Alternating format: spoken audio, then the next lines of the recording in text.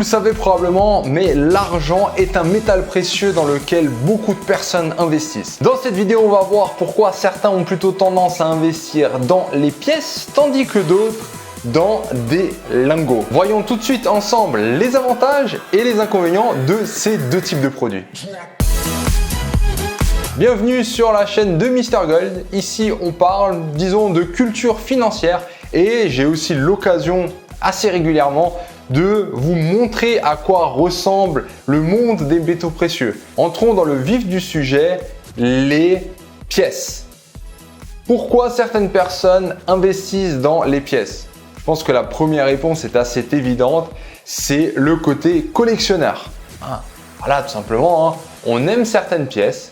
Donc là, en fait, je suis à la raffinerie PAMP et je ne peux pas vous montrer les deux faces de toutes les pièces parce que souvent, ce sont des commandes d'entreprise ou bien de famille, peu importe, des personnes qui passent des grandes commandes et qui ont un design très spécifique. Et celui-là, franchement, il est vraiment très, très joli. En tout cas, ce qu'il faut retenir, c'est que donc on a le côté collectionneur, mais aussi avec la pièce, ce qu'on ne va pas avoir avec le lingot, c'est le côté argent légal. Comme vous le voyez ici, vous voyez la reine d'Angleterre et en haut, vous pouvez lire 2 dollars, 2 dollars. Okay. Autrement dit, cette pièce a une valeur légale. Normalement, si vous allez en magasin payer avec cette pièce, en tout cas un endroit où on accepte les dollars, ils sont dans l'obligation d'accepter la pièce. Alors vous allez peut-être me dire, mais ça n'a aucun sens. Cette pièce, elle fait facilement 50 grammes, alors que la valeur d'une trentaine de grammes vaut déjà plus de 20 dollars, alors que celle-ci ne vaut que 2 dollars. Mais dites-vous bien qu'il y a une proportion des personnes qui investissent dans l'argent parce qu'ils pensent d'une part que le prix est un petit peu manipulé, ou disons qu'il est fortement, régulé, on va dire ça comme ça, qu'il est fortement régulé parce qu'il y a une demande industrielle de l'argent. Et souvent, ce sont ces mêmes personnes qui pensent aussi que peut-être qu'il va y avoir prochainement un effondrement du système financier, de notre système économique. Alors, je pourrais faire une vidéo sur Vivalist. Il y a aussi des multigrammes d'or. Alors là, c'est des petits grammes d'or, on les voit à peine. Beaucoup de ces personnes sont intéressées à l'achat de ces multigrammes d'or et ils se disent en fait que avec ça, ils pourront peut-être aller au magasin, faire des courses ou je ne sais quoi. Alors quand même, ce petit gramme, juste pour que vous ayez une idée, en or, ça représente 50 €. Donc, je vous laisse réfléchir à combien ce kilo fait. 1000 grammes.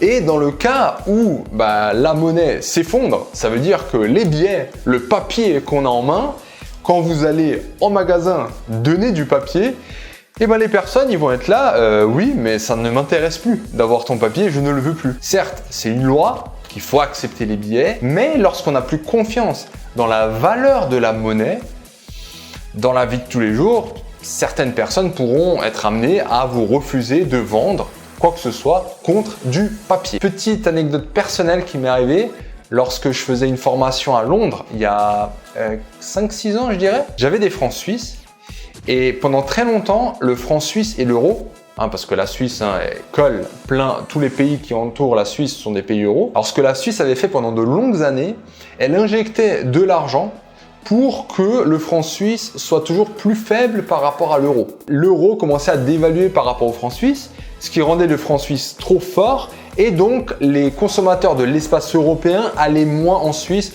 et bref, ça pouvait avoir des conséquences sur l'export, etc. Donc la Suisse, elle injectait cet argent pour maintenir une fausse dévaluation, voyons ça comme ça. Et à un moment donné, ils ont lâché le cap, ils ont dit bon, de toute façon, ça reviendra trop cher, on n'arrivera pas à tenir. Et à ce moment-là, 1 euro qui était égal à 1 franc 20 est passé à 1 euro est égal à 1 franc suisse. Alors moi, bien évidemment, pile à ce moment-là, je me rends à Londres avec mes francs suisses. Et quand j'arrive avec mes francs suisses, je veux les changer du coup au cours du jour. Ça veut dire un franc suisse très fort. Alors tous les bureaux de change, et j'en ai consulté vraiment plus de 10, m'ont refusé le cours du jour. Pourquoi? Ils n'avaient pas confiance et ils me disaient tous, oui, ok, c'est vrai qu'aujourd'hui c'est comme ça, mais on ne prend pas le risque parce que si demain ça change de nouveau, on perdrait trop d'argent. Et c'est là que j'ai réalisé à quel point le papier, l'argent disons monétaire, la devise, elle a de la valeur tant que les gens lui donnent de la confiance. On revient maintenant à notre argent physique.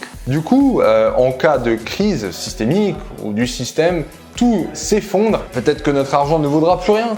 Et à ce moment-là, plein de personnes sont convaincues que l'argent physique pourra être servi comme devise et que les marchands auront toujours confiance dans ce métal précieux. Si on parle maintenant des lingots d'argent, donc les lingots d'argent, ce qu'il faut savoir déjà, je trouvais ça très intéressant, l'investissement le plus acheté, en tout cas j'ai eu ces chiffres de Gold Avenue, ils font vraiment de la vente des best-sellers pour les investisseurs particuliers, comme vous et moi, dans les métaux précieux, eux m'ont dit, ils m'ont confirmé que chez eux, le produit d'entrée pour une personne qui n'est pas du tout experte dans les métaux précieux est le kilo d'argent. Voilà. Pourquoi? Parce que contrairement à l'or, dites-vous, juste pour vous donner une idée quand même, là j'ai une once d'or 31 grammes et là j'ai 1 kilo d'argent, c'est 1000 grammes, et ça c'est environ 800 €, tandis que là on est à 1500. Donc avec un petit comme ça, j'en achète deux. Donc voilà, produit d'entrée parce que on bénéficie de sa volatilité, du fait que ce soit un métal précieux hautement utilisé dans les industries, d'où l'investissement de manière générale. Alors dans les industries, pourquoi il est utilisé? Parce que on a les technologies du futur, tout ce qui est éolienne, batterie des voitures, qui en ont besoin pour la fabrication de leurs composants. Donc vous aurez compris que un lingot est intéressant, surtout si on voit ça d'un côté investissement.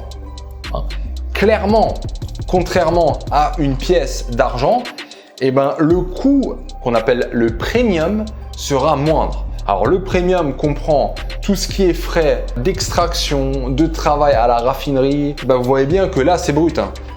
Clairement, voilà, il y a l'argent qui a été fondu et à la fin, tac, il est marqué et c'est tout. Alors qu'une pièce là, elle est polichée, elle est travaillée. Il y a vraiment tout un processus qu'on ne retrouve pas lorsqu'on achète un lingot brut. Alors un autre point qui pourrait jouer en la faveur du lingot est si vous réussissez à le faire stocker chez qui vous l'achetez. Je reviens encore une fois avec Gold Avenue. On peut acheter chez eux jusqu'à 10 000 francs ou 9 000 €. On peut stocker chez eux gratuitement et après on nous le rachète au prix du marché. Ça, c'est encore une fois intéressant. Pourquoi? Parce que si maintenant je me fais livrer mon lingot chez moi, alors encore une fois, si je pense que le monde va se terminer, c'est vrai que je me sens un peu plus sécure parce que je me dis, même si tout se termine, moi, j'ai ça dans mon coffre-fort et je suis tranquille. Par contre, si maintenant le monde ne se termine pas et j'ai peut-être juste envie d'aller empocher mes bénéfices, il va falloir que je le fasse analyser par un acheteur revendeur pour qui soit certifié de la qualité de ce lingot. Tout est écrit là, on voit bien fine silver, on voit le pourcentage de pureté, mais n'empêche que lui, il peut pas savoir, donc il a besoin de refaire les tests et ça a un coût et du coup ça rend votre investissement un peu moins liquide.